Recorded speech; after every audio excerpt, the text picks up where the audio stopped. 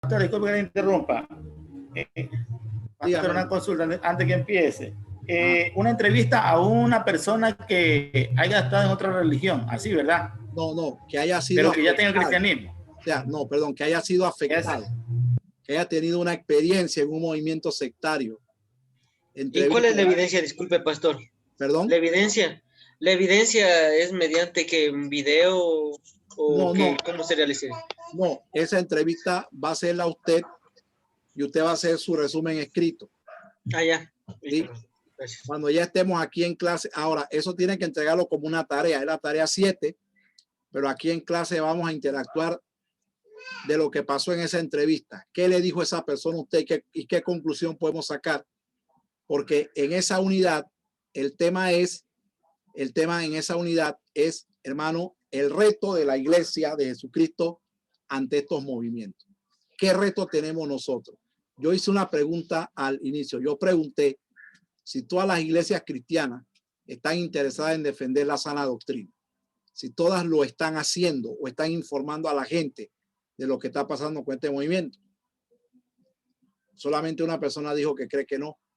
Los demás no sé, quizás, no sé si a nuestra iglesia se les ha perdido ese sentido apologista de defender la sana doctrina, de guardar a la gente contra el error, contra los peligros de estos movimientos. Al parecer esto en nuestra iglesia como que se ha perdido. Estamos enfocados en otras cosas, parece, más en la prosperidad, en el tener, en alcanzar, en lograr, en llegar, en hacer. Y parece que la iglesia ha perdido como la brújula en este sentido de informar a la gente. Mire, el día domingo, el domingo antepasado, yo estaba dando una conferencia en una iglesia que no era la mía. Yo estaba dando una conferencia acerca de la importancia de la segunda venida de Cristo. Hermano, mire, con todo respeto, hace unos años yo pagué 40 balboas para ver una conferencia de la segunda venida de Cristo. Y yo escuché al conferencista gritando en toda la conferencia que Cristo venía, prepárate. Cristo viene, prepárate. Y se ponía a hablar en lengua y todo esto. Y bueno, esto no es malo, ¿no? Pero yo salí sin saber nada de la segunda venida de Cristo. Entonces, bueno, Dios nos ha dado la oportunidad de prepararnos y todo esto. Y yo les puedo decir, hermano, que la segunda venida de Cristo está relacionada con la condición de todas las sociedades del mundo, con lo que está pasando en el ámbito político, religioso y económico. Y yo estaba dando una conferencia el domingo antepasado y yo estaba tocando este tema. Y el pastor de la iglesia abrió un compás para que los hermanos pudieran hacer preguntas. Los hermanos estaban haciendo preguntas y una hermana puso una pregunta en el chat del Zoom. Y la pregunta de ella fue la siguiente: ¿por qué en las iglesias los pastores no enseñan esto? O sea, yo no sé si ella era de la iglesia o estaba invitada ahí por alguien, pero ella puso esta pregunta y el pastor de la iglesia no me permitió que yo la contestara. No me lo permitió. Él me dijo, pastor, eso lo contesto yo. Usted no. Pero esa pregunta, esa pregunta es para ponernos a pensar. Hay hermanos que se enojan con este tipo de cosas, pero la pregunta de la señora era válida, ¿verdad? De la hermana. Ella dice que en su vida había escuchado esto en su iglesia. ¿Qué está pasando? Estamos llenos de tantos movimientos, estamos llenos de tantas cosas que están girando alrededor de la iglesia cristiana y nosotros debemos de estar despiertos ante eso, porque al final de esta clase, de esta materia, vamos a ver que esto es todo un reto. Y al finalizar esta materia, hermano, usted debe de sentirse desafiado a ayudar a los hermanos de su iglesia, a informarles, a orientarlos. a enseñarles. Usted debe de comprometerse con el ministerio de la enseñanza. Cuando usted termine esta materia, usted debe sentir ese desafío en su corazón, hermano, después de todo lo que vamos a escuchar aquí en esta clase. ¿Por qué es importante? Vamos a empezar por aquí. ¿Por qué es importante estudiar religiones comparadas con el cristianismo? No hay muchos libros que hablen acerca de religiones comparadas. Cuando hablamos de religiones comparadas, nos vamos al hinduismo, Testigo de Jehová, y cierto que son religiones falsas, pero ya las conocemos, o sea, son las tradicionales las que están en el medio, pero el tiempo, hermano, ha pasado y a través de los años se aprecia como una serie de nuevos movimientos y de organizaciones que aún nadie los ha descrito ni en diccionario ni en obras, han empezado a penetrar el mundo de las ideas, así como de las creencias de las diferentes feligresías. Por lo tanto, mis amados hermanos, no se puede pasar por alto el estudio científico y objetivo de manera independiente de cada uno de los nuevos movimientos que se han convertido en parte de algunas culturas de América Latina. Se han convertido en parte de nuestras culturas algunos de estos movimientos. El último tema que vamos a tocar aquí es el tema del posmodernismo. Y le adelanto una cosa, el posmodernismo es algo de lo más peligroso que yo he podido escuchar. El posmodernismo tiene ideas, pero ideas, hermanos, que mire, yo me voy a atrever a decir las ideas contra Dios. Y muchas de las ideas posmodernas que estamos escuchando están infiltradas dentro de los movimientos neopentecostales. Así que atención a esta materia. No es igual un movimiento cristiano y un grupo de personas con una creencia determinada. Eso no es igual.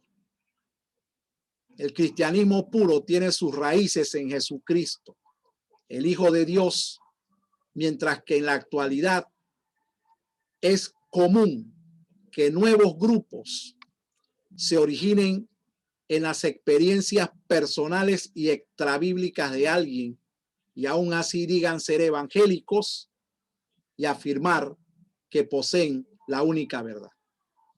¿Sí? Eso es común hoy. ¿Dónde nació el verdadero cristianismo? El cristianismo puro, verdadero, nació en la persona de Jesucristo. Jesucristo fundó su iglesia y él la ganó con precio de sangre. Y es Jesús quien sustenta la iglesia y la defiende.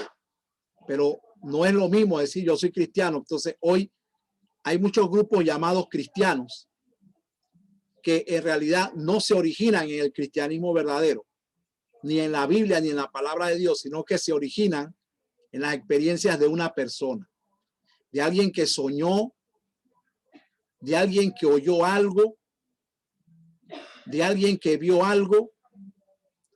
Y sin embargo, mis hermanos, son grupos que dicen que son evangélicos y lo peor, afirman que tienen la verdad. Entonces, mucho cuidado con esto, hermanos. Atención a esto porque esto es hoy común. Es común escuchar a cristianos decir, nosotros pertenecemos a la visión de nuestro líder. Cuidado, hermano. Cuidado. Dice que Servipali Radhakrishnan, expresidente de la India y uno de los principales historiadores de la religión, afirmó esto que está aquí, dice, en un mundo nuevo no puede, dice, un mundo nuevo no puede permanecer como una masa confusa de necesidades e impulsos, ambiciones y actividades sin control o dirección por parte del espíritu. El mismo vacío creado por las supersticiones y creencias que han sido abandonadas nos llaman a llenarlo con lo espiritual. Esa afirmación aparece en el libro de Religiones Orientales y Pensamiento Occidental de la Universidad de Oxford en 1989. Ahora, abajo dice que si aplicáramos la intención general de esa cita al ambiente actual de los países de habla hispana, apreciaríamos la trascendencia de seleccionar bien los mejores medios dentro del mundo de la religión. Solo un estudio equilibrado y cuidadoso podrá enriquecer nuestra cultura, conducta y estilo de vida, y a la vez que contribuirá a ratificar la sana doctrina recibida de nuestros mejores maestros. Hermano, ¿alguna pregunta? ¿Cuál es su opinión hoy acerca de la sana doctrina? ¿Tendrá la iglesia hoy sana doctrina? Pastor, buenas noches. Bendiciones, hermanos. Amén. Verán, acá en nuestro país, unos datos que muestran en el Instituto Nacional de Censo en este año 2020 que pasó, en nuestro país tenemos el 80.4 que pertenece a religión católica, el 11.3 a evangélica, el 1.29 a testigos de Jehová y el 6.96 que pertenecen a otras religiones. Usted decía de alguna práctica del deber anterior. Aquí tenemos un gran porcentaje que pertenece a la religión católica. Sabemos que también son parte del cristianismo, ¿no es cierto? El catolicismo. Entonces, se puede hacer también con un católico de pronto el deber. Sí,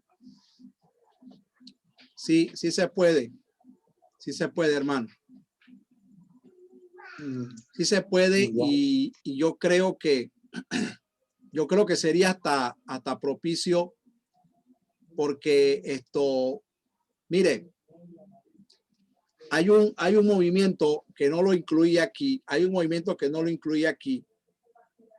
pero bueno, si lo hubiera incluido nos hubiéramos ido por lo largo y lastimosamente tenemos 8 clases. Pero entre los tantos movimientos nuevos que han aparecido en la actualidad, hay un movimiento que se llama Volviendo a Casa. Volviendo a Casa. Este es un movimiento de pastores cristianos evangélicos que dicen que María es la madre de Dios y que ella merece adoración y que todos los evangélicos debiéramos volver a nuestra casa, a la Iglesia Católica. Entonces, ha habido un movimiento fuerte de apologistas católicos,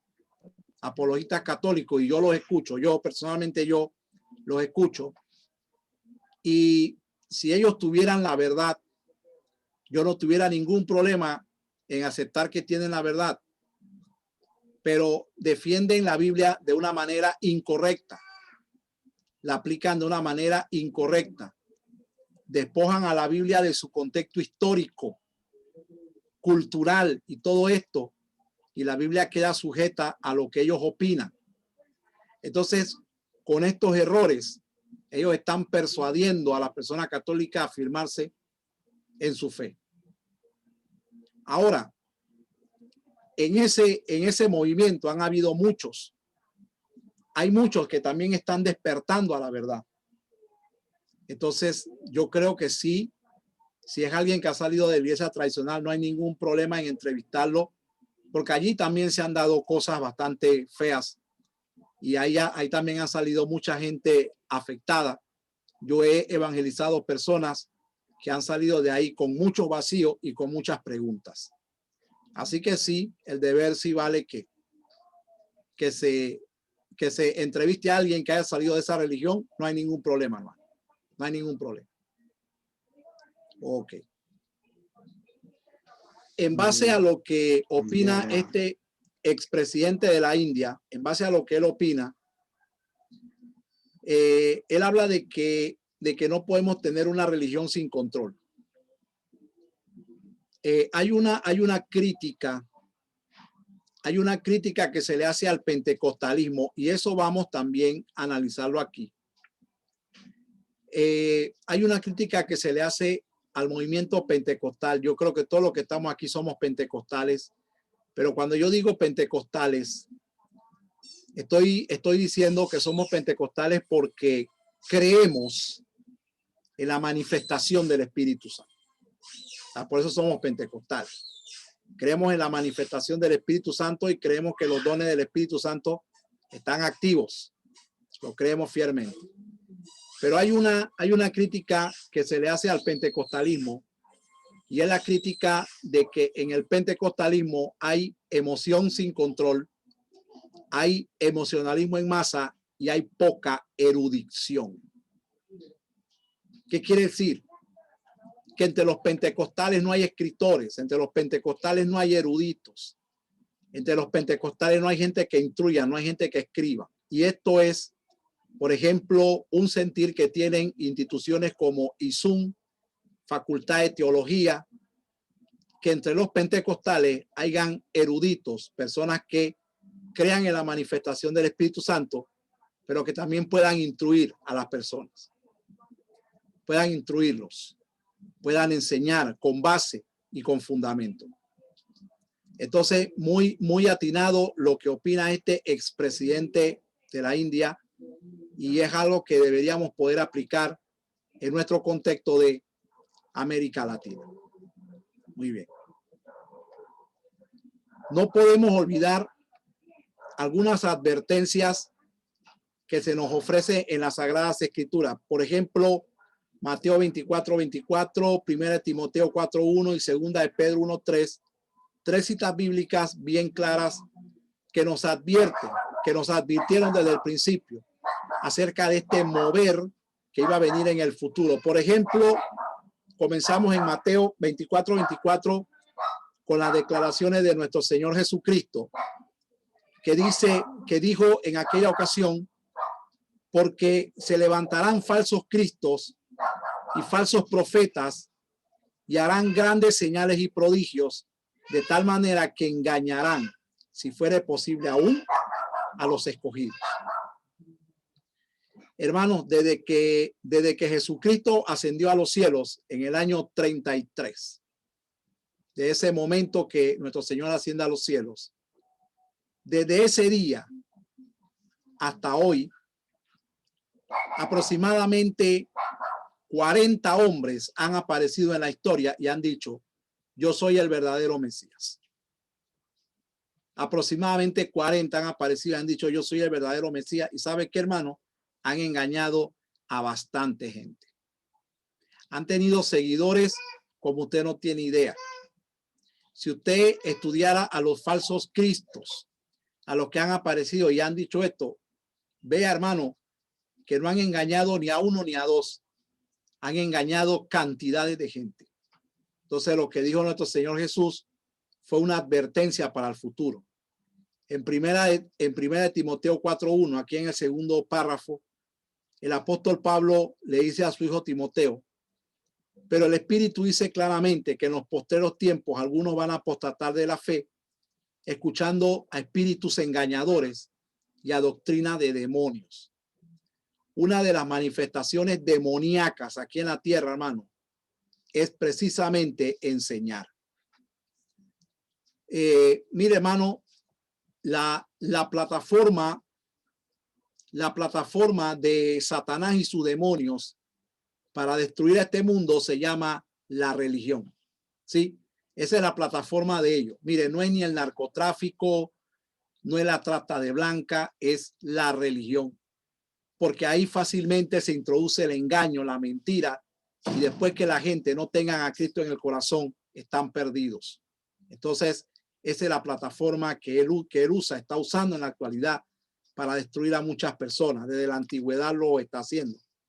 Y en 2 de Pedro, capítulo 2, verso 1 al 3, el tercer párrafo que está ahí dice que Pedro dijo: pero hubo también falsos profetas entre el pueblo, refiriéndose al Antiguo Testamento, como habrá entre vosotros falsos maestros que introducirán encubiertamente herejías destructoras y aún negarán al Señor que los rescató, atrayendo sobre sí mismo destrucción repentina. Y muchos seguirán sus disoluciones por causa de los cuales el camino de la verdad será blasfemado. Preste la atención a eso. Y por avaricia harán mercadería de vosotros con palabra fingida. Sobre los tales ya de largo tiempo la condenación no se tarda y su perdición no se duerme. En la antigüedad, el pueblo de Israel tuvo falsos profetas. Nosotros, según nos advierte la Biblia, vamos a tener falsos maestros que van a introducir herejías, pero fíjese bien la característica que Pedro le da a estas herejías. Herejías destructoras. Herejías destructoras. Herejías que van a negar al Señor Jesús y que van a blasfemar el camino de la verdad. Entonces, ante estas advertencias que la Biblia nos da, la iglesia no puede estar desapercibida. Y por eso estudiamos religiones comparadas. Y vamos a comparar algunas cosas y vamos a comenzar con las definiciones. Hermano Emilio, lea nuestra diapositiva, por favor.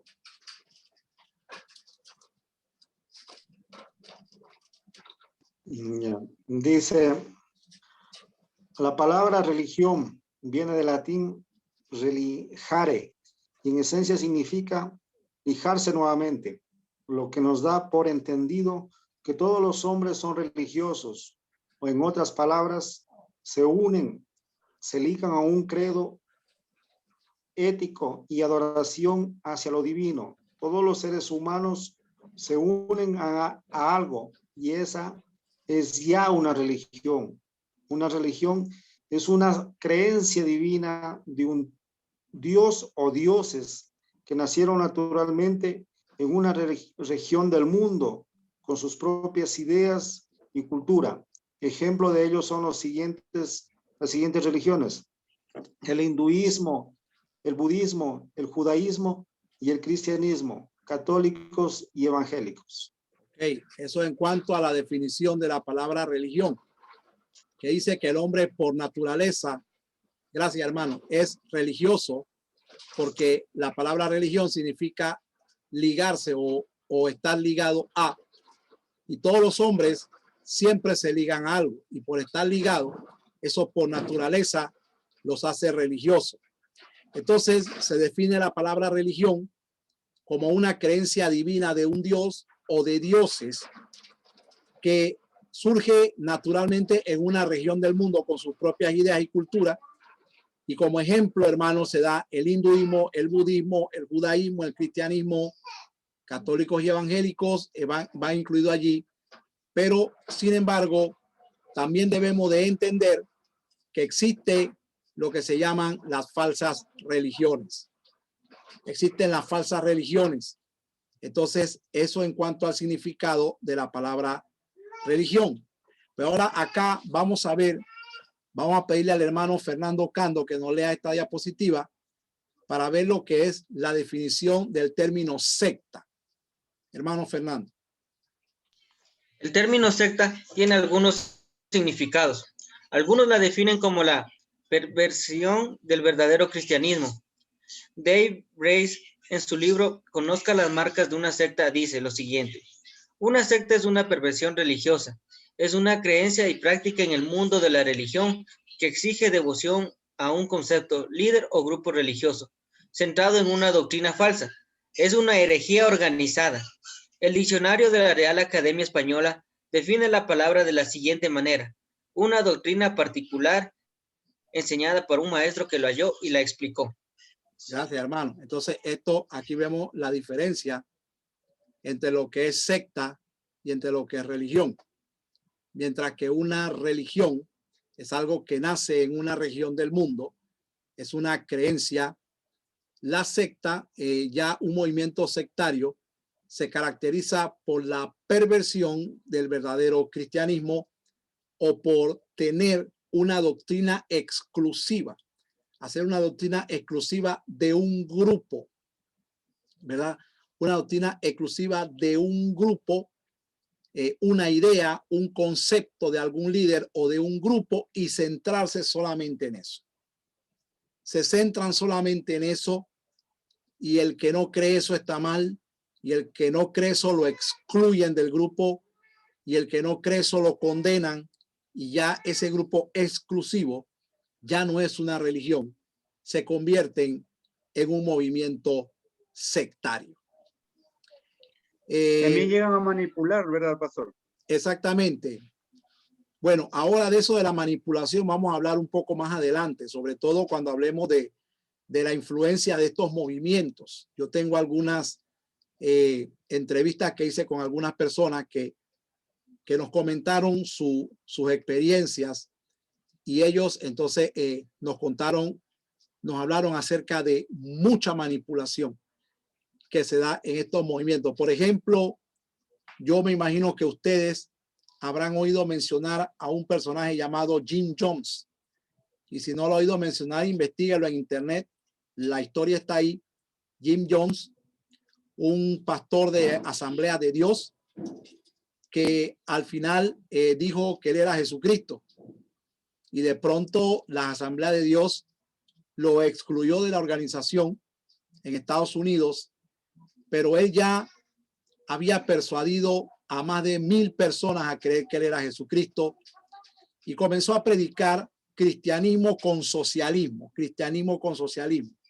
Las personas que él persuadió se las llevó para un campamento en Guyana, y allá, hermanos, en ese campamento él los manipuló, diciéndole que la muerte era un tránsito a la otra vida, y entonces los persuadió a que se tomaran una limonada con cianuro, y 997 personas se suicidaron juntamente con él. Al final él se pegó un tiro en la cabeza, y solamente 3 personas pudieron escapar y contaron la historia. En internet usted podrá ver las fotos de las tomas aéreas. Las fotos están bien tomadas. Usted puede ver en internet la foto de las tomas aéreas y cómo la gente se ve muerta, niños, bebés, todos muertos. Y eso se conoce como la tragedia de Guyana. Pero escuchar los testimonios de los sobrevivientes es algo terrible. Lo que ellos contaron, cómo los manipularon, cómo los usaron, cómo los obligaban, cómo este hombre los obligaba a ellos a escuchar predicaciones de él de hasta de 5 horas. Predicaciones de 5 horas, y les prohibía que se durmieran. Cómo los manipuló, les quitó el dinero, los apartó de la familia, y bueno, al final 997 personas fueron al suicidio masivo creyendo que este hombre era Jesucristo y que él los estaba esperando en el paraíso. Que se mataran porque los esperaba en el paraíso. Interesante, hermano. En pleno siglo XX esto pasó. Walter Martin, en su libro El reino de los cultos, dice que define el término secta de la siguiente manera: un grupo de personas congregadas alrededor de una persona específica o de la interpretación de la Biblia de una persona o grupo. Así comienzan los movimientos sectarios. Un movimiento sectario comienza con alguien que dice: yo encontré ahora sí la verdad. Yo encontré la verdad. Ustedes todos están equivocados menos yo. O sea, yo encontré la verdad. Y entonces, hermano, mire, como por ejemplo, un tema que hoy nosotros no podemos ignorar, escuche, es el tema de la cristología. Usted sabe por qué nadie puede estar equivocado en cuanto a la persona de Cristo, y es peligroso estar equivocado en cuanto a la persona de Cristo, porque Jesucristo es el camino, la verdad y la vida, hermano. Y si usted está equivocado en cuanto a Jesucristo, usted está equivocado en el camino y usted va por otro camino.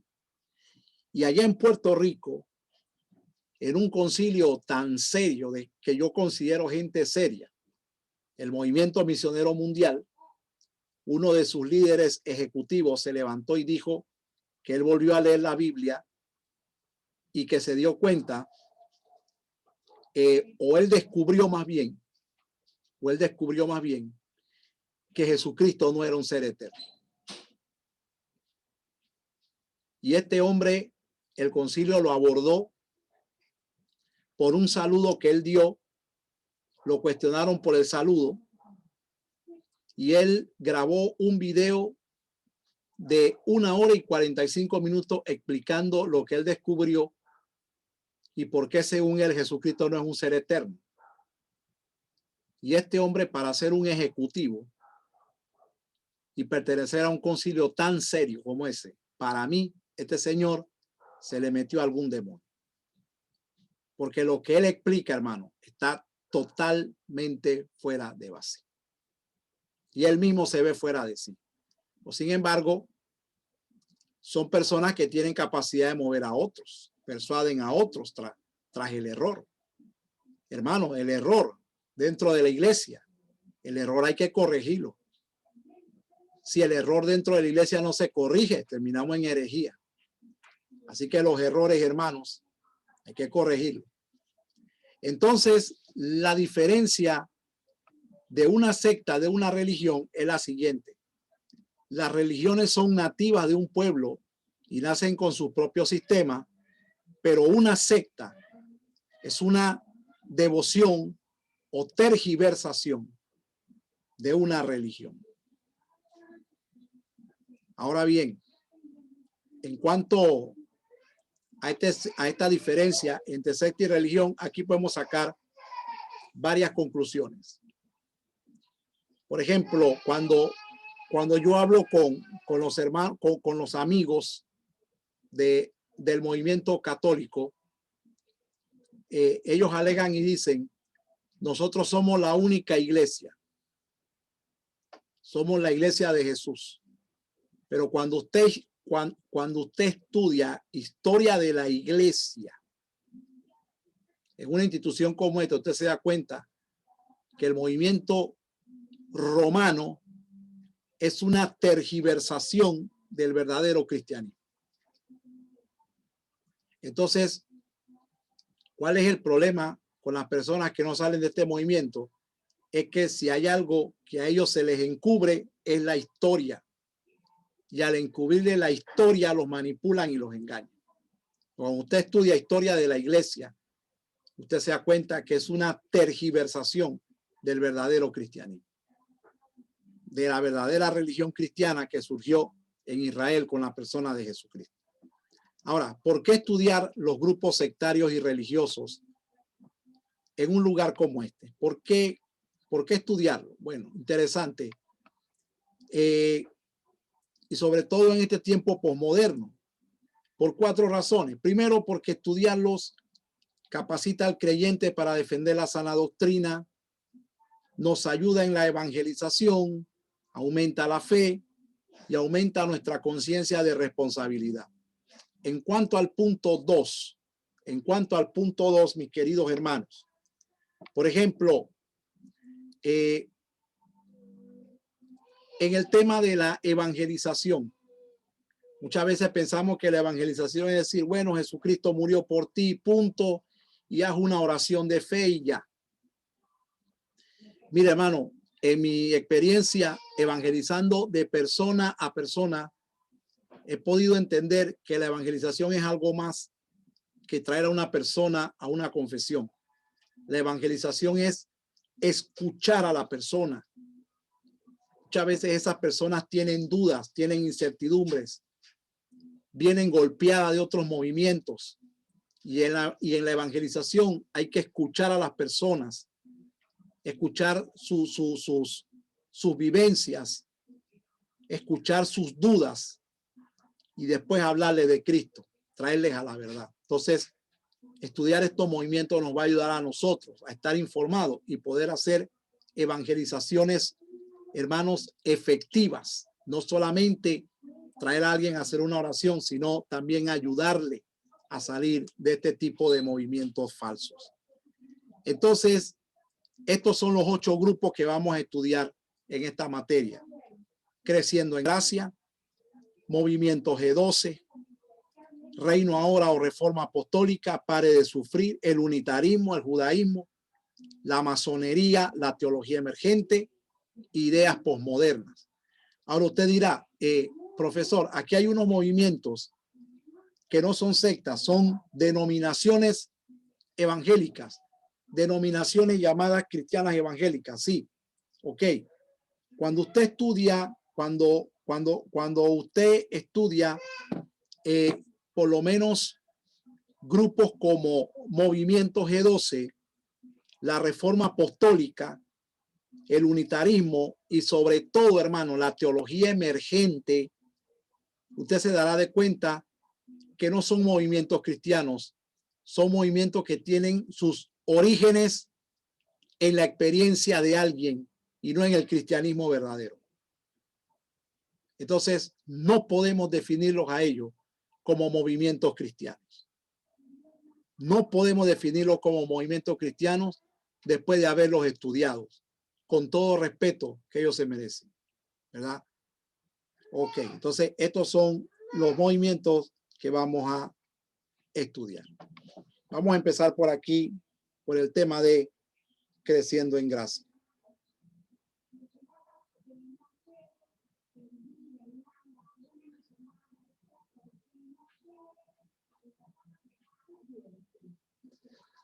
¿Alguna pregunta hasta aquí, mis hermanos?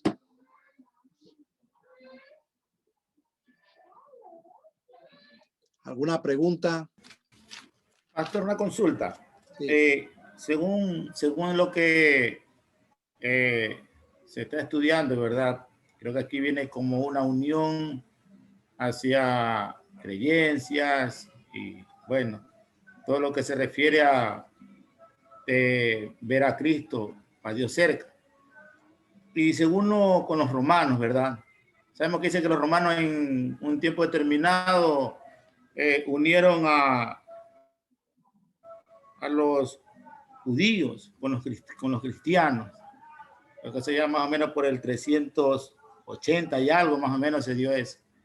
Y como en ese tiempo se están viviendo tantas cosas, ¿verdad? Que vemos tantas denominaciones, aún dentro del cristianismo, sin tocar los que están ahí también, ¿verdad? ¿Cómo identificar también que no sean infiltrados a entrar, hipnotizar a la persona, después irla acomodando al ritmo de ellos y extraerla a su mundo? ¿Cómo podemos identificar si uno de ellos no está metido ahí en un movimiento cristiano que ande buscando la verdad? O sea, usted déjeme tratar de entender. Usted me está hablando de alguien que tenga un movimiento de esto, que esté aquí adentro tratando de buscar la verdad, pero que esté ahí adentro. O sea. No. O sea, verá, digamos creciendo en gracia, lo que vamos a estudiar. Y digamos que él manda un infiltrado a una iglesia cristiana, digamos, ¿verdad? Y empieza a extraer gente, ¿verdad? ¿Sí me entiende? O no cristiana y jalarla para ellos como un cristianismo verdadero. ¿Se podrá dar eso? Sí se va a dar, sí se da. Inclusive, gracias por la pregunta, porque este grupo que está aquí, este grupo vino a Panamá. Sí. Este señor que está aquí, José Luis Miranda, que ustedes van a hacer un trabajo, una biografía de él, el precursor de esta secta. Él vino a Panamá a decirle al superintendente de las Asambleas de Dios, porque él salió de la Asamblea de Dios, para que sepa. Él vino a decirle al presidente de la Asamblea de Dios y al vicepresidente y a todo el ejecutivo que se fueran con él, porque él era Jesucristo. Él vino a Panamá, él intentó con su gente sabotear un evento cristiano aquí en Panamá. Y aquí hubo un maestro de la palabra, que me reservo su nombre aquí en Panamá, un maestro de la palabra muy querido por los panameños. Un día se puso este tatuaje y le dijo a la esposa y a los hijos y a la congregación que este señor era el verdadero Dios, aquí en Panamá. Y enseñó aquí en Panamá, este gran maestro de la palabra, muy querido por todos, enseñó aquí a nosotros de que el verdadero Jesucristo estaba en Miami. Y los diáconos de la iglesia tuvieron que subir al altar y bajarlo a la fuerza porque estaba fuera de sí enseñando cosas que no eran verdad. Ahora, ellos no mandan infiltrados. Este grupo, por ejemplo, este grupo vino de manera directa. Vinieron de manera directa. Por lo general, ellos no mandan gente infiltrada. Ellos mandan gente directa y hablan de manera directa y dicen, ustedes están en el error y nosotros tenemos la verdad. O sea, ellos vinieron aquí y ellos se presentaron de manera directa. Y este maestro de la palabra, él, cuando lo bajaron del altar, él se puso el tatuaje del 666 y él se fue para Miami a vivir, porque él dice que allá estaba Jesucristo. Y su esposa se quedó a cargo de la iglesia. Y un día ella, bajando del altar, le dio un ataque al corazón y murió. Pero todos sabemos por qué ella murió. ¿Sabe por qué ella murió, hermano? Ella murió de la impresión de ver a su esposo después de enseñar la sana doctrina, ser convencido de que este hombre era Jesucristo. Eso pasó aquí en mi país, aquí, con este movimiento que está aquí, y por eso lo traigo a colación. Porque él no engañó a cualquier persona aquí en Panamá, él engañó a un maestro de la palabra que enseñaba en emisoras cristianas aquí en Panamá y era muy querido por todos. Así que ellos no vienen de manera infiltrada, ellos por lo general siempre vienen de manera directa. Por ejemplo, vamos a ver hoy algunas creencias de ellos, nada más.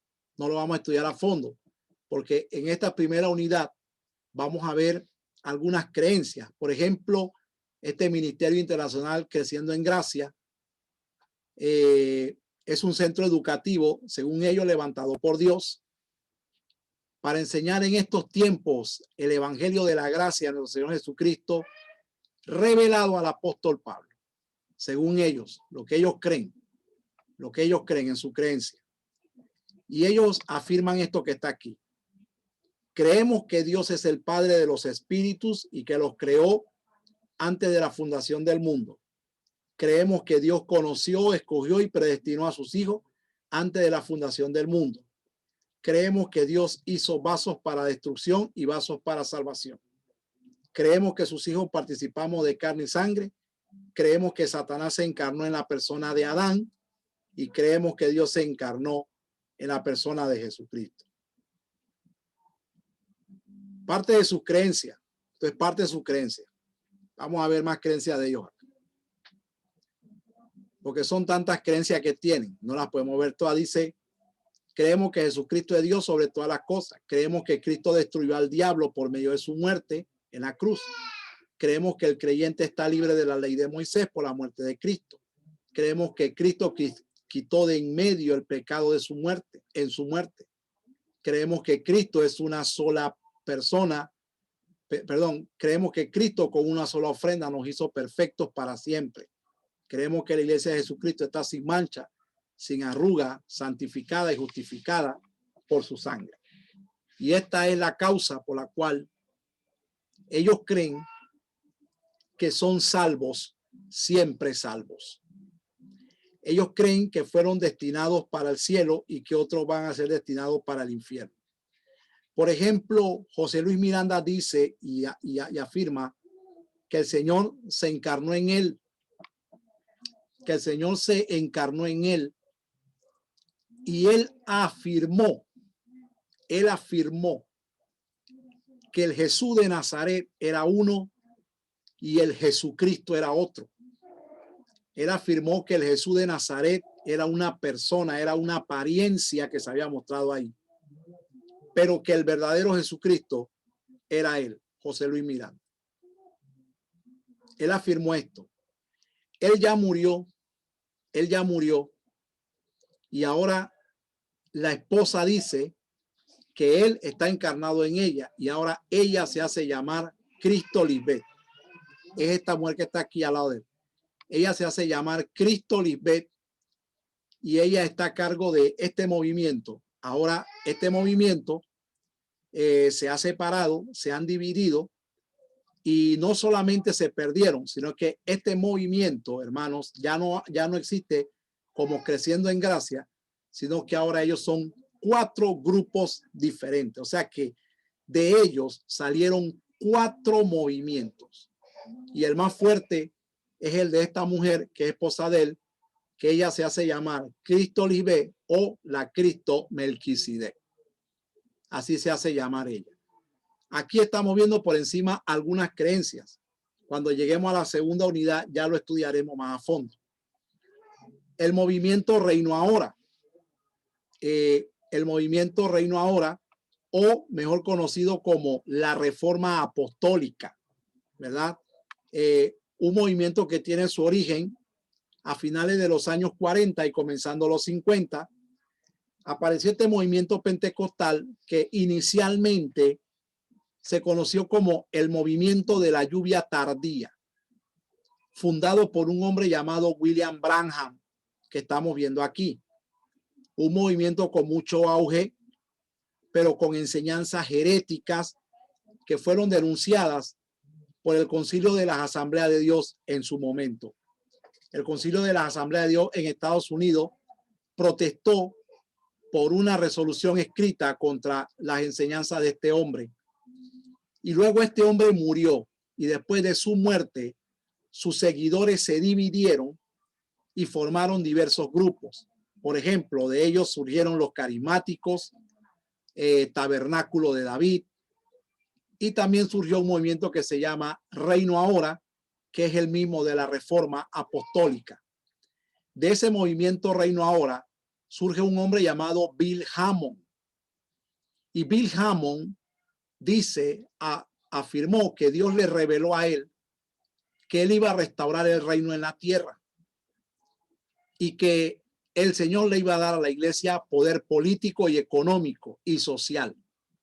Entonces Bill Hamon dice que ese movimiento no lo iban a predicar simples personas, sino nuevos apóstoles. Y Bill Hamon fundó una escuela de apóstoles y profetas, de la cual salió uno de los más prominentes hoy, que se llama Guillermo Maldonado. Salió de este movimiento Reino Ahora, pero este movimiento tuvo sus inicios en este movimiento de William Branham, llamado como el movimiento de la lluvia tardía. Vamos a ver tres creencias del movimiento Reino Ahora que son las más sonadas. Ellos tienen 24 creencias. Yo saqué 24 creencias de ellos, pero vamos a hablar de estas tres que son las más fuertes. Hermano Vicente, léanos estas tres creencias del movimiento Reino Ahora.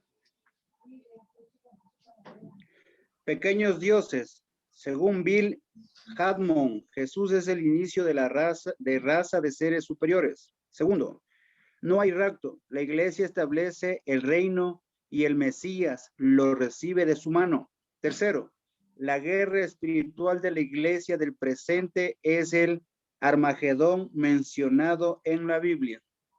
¿No cree usted que todo esto ha alterado la sana doctrina? A ver, la hermana Fanny levantó la mano. Dígame, hermana. Mi pastor quería preguntarle cómo se llamaba esta secta. ¿Esta secta que estamos hablando ahora mismo? Sí, lo que pasa es que se me fue el audio un chance y no avancé a escuchar, perdón. Movimiento Reino Ahora o Ya, Reforma gracias. Apostólica. Movimiento. Gracias, pastor. O Reforma Apostólica. También se conoce con ese nombre. Entonces Bill Hamon cree y dice en la enseñanza de los pequeños dioses, que yo sé que usted lo ha escuchado por ahí, Bill Hamon, el fundamento de aquel que anda por ahí diciendo que somos pequeños dioses, el fundamento de esta enseñanza está en Bill Hamon, que es el papá espiritual de todos ellos, donde él enseñó, según Dios le reveló, que Jesús es el inicio de la raza de seres superiores. Por eso ellos se consideran pequeños dioses. Una de sus enseñanzas es que no hay rapto y se han convertido en unos burladores de la bendita esperanza de la iglesia. Según ellos no hay rapto, según ellos la iglesia tiene que establecer el reino, y por eso usted oye entre las personas del movimiento Reino Ahora, usted oye palabras como dominio, poder, autoridad.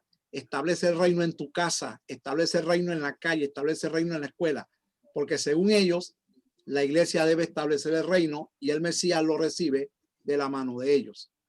Y según ellos, tiran por tierra el Apocalipsis y dicen que la batalla de Armagedón verdaderamente es la guerra espiritual en la que la iglesia se encuentra ahora. Una mentira, pero totalmente mentira. Entonces, esta doctrina ha alterado totalmente la doctrina bíblica y la gente del movimiento Reino Ahora no viven esperanzados a una esperanza celestial, sino a una esperanza terrenal, porque ellos creen que el Señor le va a dar a la iglesia poder político, religioso y económico. Entonces pasó el tiempo y se dieron cuenta que para establecer un reino en la tierra necesitaban dinero. Entonces, de este movimiento surgió el movimiento de los pactos.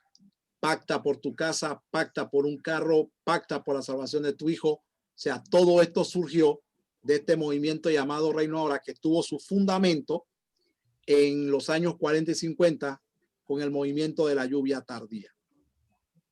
El movimiento G12, otro movimiento que vamos a mencionar hoy, comenzó con un pastor colombiano de una iglesia neopentecostal carismática de tendencia ecumenista llamada Misión Carismática Internacional.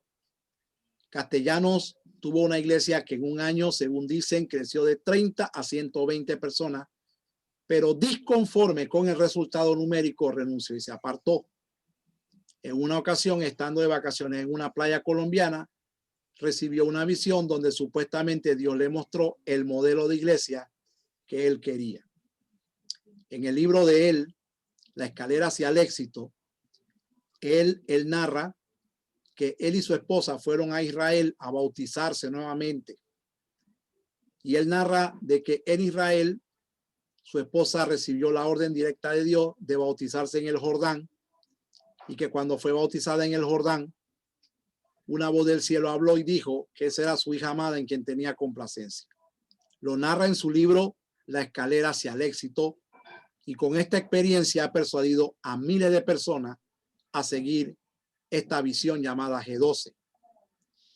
El plan general G12 está montado sobre el número 12. Dicen que es el modelo de Jesús mismo, que Jesús mismo impuso estando en la tierra al escoger y discipular a 12 hombres. Estos a la vez llevarán el evangelio a diferentes comunidades del mundo. El G12 propone estructurar toda su organización sobre el número 12. Dicen que el secreto está en el número 12 y que organizándose de ese modo, la iglesia van a obtener un crecimiento sobrenatural, según ellos. El G12 inicialmente propone y basa su estructura en 2 eventos. Las reuniones en células homogéneas del mismo sexo y edad en los llamados encuentros. Las células se reúnen en casas y están formadas de a 12 y cuando obtienen un crecimiento considerable se dividen formándose en nuevas células. Los encuentros son llevados generalmente una vez al mes. A este encuentro son llevados los nuevos conversos y también los creyentes antiguos de la iglesia que abrazan la visión. Hermano, tenemos muchos testimonios de personas que hemos ayudado a salir de este movimiento G12. Se los digo por experiencia, alumnos de seminario que nos contaron su testimonio. Yo escribí una monografía para ISUN titulada Falsos Profetas, Falsos Maestros y Herejía, y ahí yo plasmo algunas experiencias de algunos alumnos que salieron de este movimiento y nos contaron lo que vivieron allí. En la tarea 1, usted va a investigar el origen de este movimiento, ahí en el sílabo va a verlo, y 5 prácticas de este movimiento. Ahora, usted se encontrará muchas prácticas. Lo cierto es que este movimiento, por lo menos en Panamá, ya se ha salido de control. Se ha salido de control y tienen muchas prácticas y muchos encuentros. Y esto prácticamente ya no tiene control.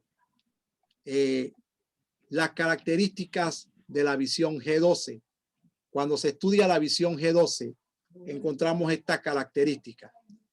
Revelaciones extrabíblicas que no son bíblicas, añadiduras a las escrituras, censura de otros grupos, estructura organizacional complicada y absorbente. Hermanos, el movimiento G12 no es un movimiento religioso. El movimiento G12 es una forma de gobierno y de enriquecimiento adentro de la iglesia cristiana. Sumisión económica, daños psicológicos. Hermano, tenemos evidencia de personas con daños psicológicos de este movimiento, sí. Dedicación total y exclusiva. Ruptura de vínculos familiares también, hermanos.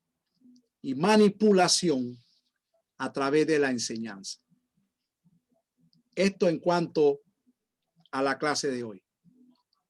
Mis amados hermanos, hoy hemos visto la diferencia entre secta y religión. ¿Por qué estudiar estos grupos? Hemos visto esto y hemos visto las creencias de tres movimientos.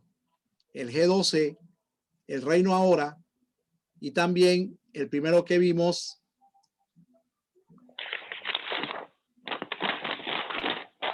que fue el movimiento Creciendo en Gracia. ¿Alguna pregunta hasta aquí?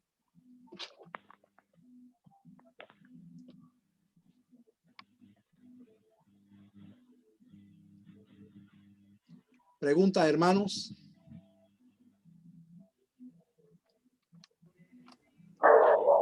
¿Algo que no haya quedado claro? No, pastor, todo está muy interesante. ¿Verdad? Qué bueno. Un favor, pastor, a ver si nos puede ayudar con las diapositivas. Sí. Para ver si tenemos. Esta diapositiva yo las coloco en la plataforma.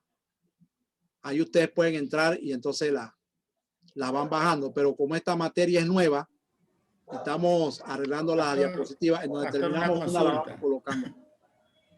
Pastor, una consulta. Dígame. Antes que se me cierre, que se está cayendo mi internet. Sobre ese movimiento y los otros que se están añadiendo cada día. Solo una pregunta. Ejemplo. Salen actores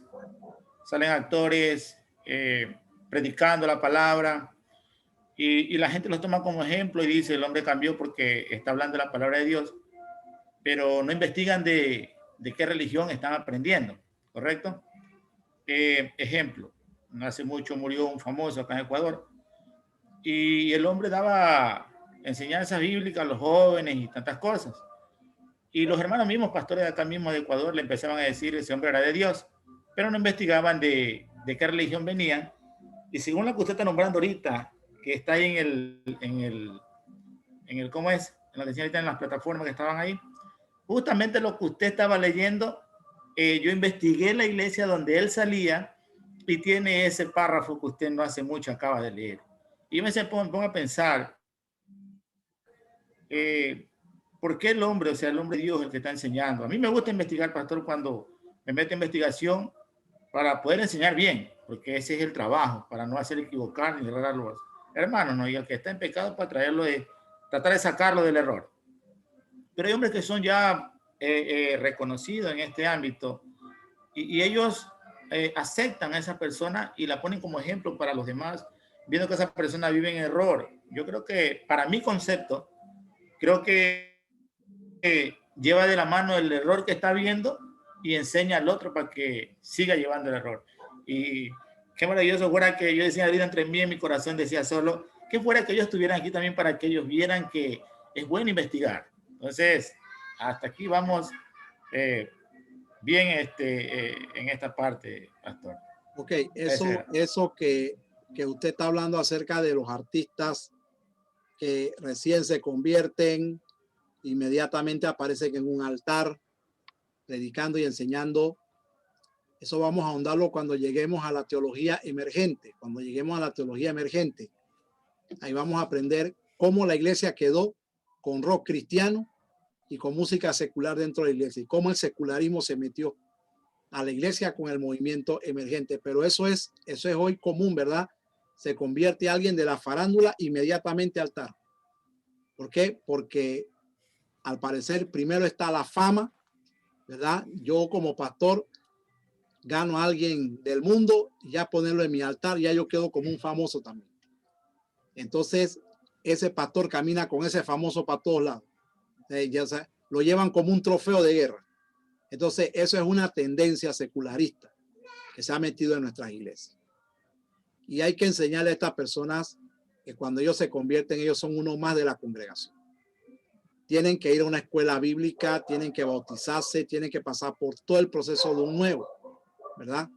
Pero es un error, es algo que se ha metido, pero todo tiene que ver con la tendencia de estos nuevos movimientos que hoy se están dando, están apareciendo con nombres de denominaciones cristianas, pero que en el fondo no son denominaciones cristianas, son más bien movimientos sectarios.